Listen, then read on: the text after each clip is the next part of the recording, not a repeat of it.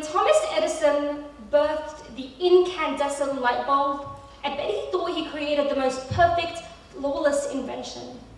When Galileo constructed the compass, I bet he thought the seas and the stars would bend in servitude to him, gift themselves as offerings. When the ancient Egyptians invented ink, chanced letters on papyrus, I bet they thought they were the playwrights of the past. The greatest inventors ever think that their inventions were not the greatest of all time, but just a step in the timeline. That the incandescent would become fluorescent, neon would shapeshift into LED. Did Edison ever envision vivid? Did Galileo's ego ever quiver at the possibility that direction would no longer be pocketed in the palm of the privileged? Did he prophesize GPS? Did the ancient Egyptians know that ink would crack open continents? That lines etched on a map would landlock Afghanistan?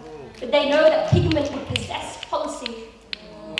So the greatest inventors never fathomed that their works were just a work in progress, but God, the greatest inventor, fashioned us sinners because he knew there is completeness in being constantly unfinished. So if you're etching to draw in all your details, know that something came before printing, that pain came before painting, that your mother's whisper shouts a story. Your father's anger cries for compassion. I don't believe in evolution, but when I say my body is still a work in progress, I mean my fists are learning to bloom into flowers.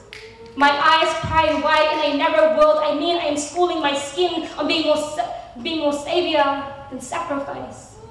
I do not accept me as I am, and that is me accepting that there's always going to be a better me ahead of this me, and that the timeline has no beginning nor end. It bends like stems. Not all things are meant to grow up. Some things are meant to grow out. The fruits of the tree are always the last things to sprout. When Michelangelo spent 4 years painting the Sistine Chapel, they say it contains every perfection possible.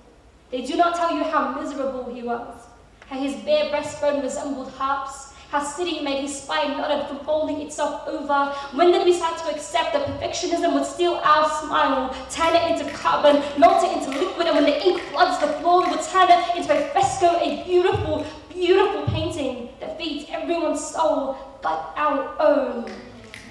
So if you're Googling the perfect you, they say instead search for the better you, update your attitude, refresh your rigor, and delete the parts of you that do not accept error.